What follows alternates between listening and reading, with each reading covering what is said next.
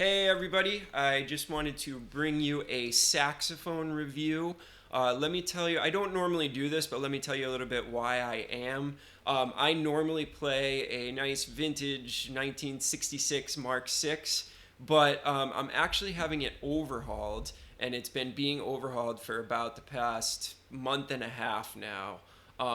And my friend, who is a wonderful, wonderful saxophonist, but she does not play tenor that much, has been nice enough to let me borrow her tenor while mine is getting fixed.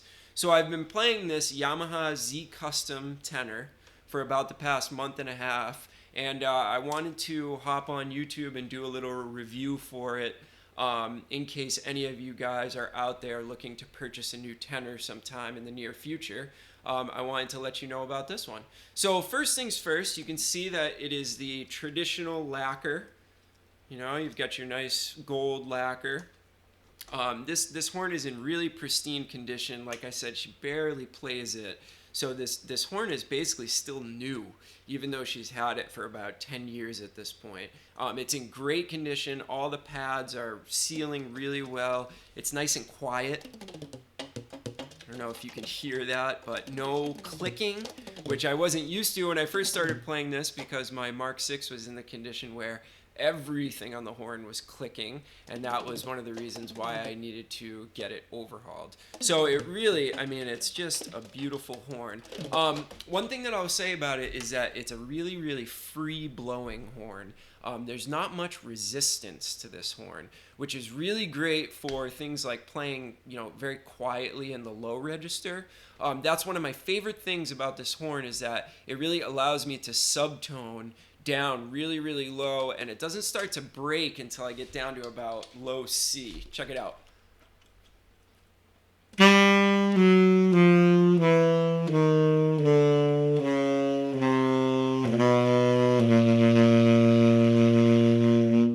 So you can hear it doesn't even start to break until about low C, which is really, really good. So I've noticed that the resistance, on this horn is much lighter than the resistance on my vintage Mark VI or in general vintage horns that I've played.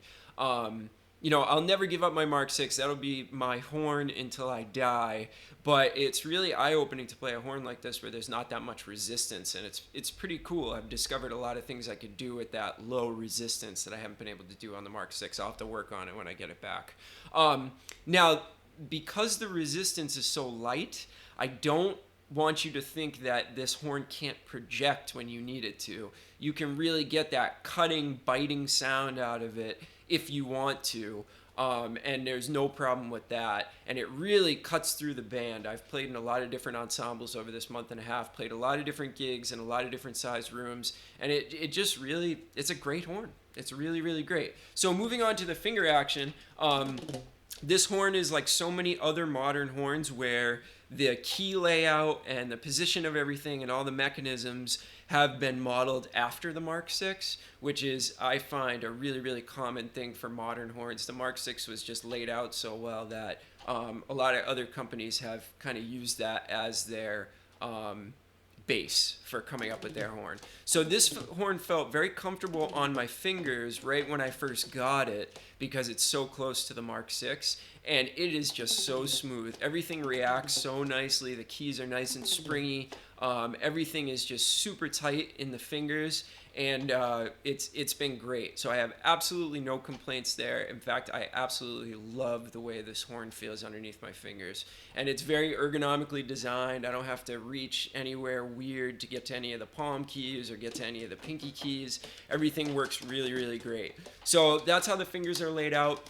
My one complaint about this horn, and it's not really that big of a complaint, but I do find that the intonation gets a little bit squirrely once I get up into the upper register, like nearing altissimo and then going over the break into altissimo, particularly the front fingerings. So like the fingering for front E and the fingering for front F, and then moving up into altissimo. I'm so used to using the front fingering for a high F sharp. I never use this high F sharp key because the Mark VI doesn't have it. The intonation goes a little bit wacky on the E, F, F sharp, and then around G, it starts to stabilize again. But I do notice that it goes out a little bit. Now, that being said, I think that if this were my horn and I was going to be playing it forever, it wouldn't be that hard to fix. I think if I worked on it for about 6 months, I could probably tame those intonation problems by simply adjusting and getting used to the horn. But that is just something that I want to point out to you guys. The sound up there stays extremely rich and projects really well. And like all other parts of this horn, I do think that you could work with it without too much of a hassle. So all in all, I do think this is a great horn. One of the cool things about the Z Custom is that it comes in a bunch of different finishes. I believe you can get it regular lacquer. I believe you can get it silver plated. You can get it with no lacquer at all, which if I was going to go out and buy one of these horns, I think I'd probably opt for that model or a silver plated model. Those are the two types of finishes that I like the best. Either unlacquered or silver plated. It also comes in several darker lacquers. I don't know exactly what you would call them, but there are darker models of this horn that you can get in so many different kinds of finishes. So all in all, a great choice. If this is on your list of things to go and try, highly suggest trying it. Of course, it's not going to work for everybody. No horn does. But coming from somebody who plays a Mark VI, this is a really great horn, and I am so lucky to have been able to use it over the past couple months. Let me play a little bit for you so you can check out the sound. I'm using a Jody Jazz HR Star 8 star with the Rico H ligature. And I use Rico Jazz Select 3 medium reeds. If that makes any difference to you, I don't know if your setup is like mine or not. But let me play a little bit for you, show you the range of this saxophone, show you what it sounds like. And I hope this has been helpful to you. So.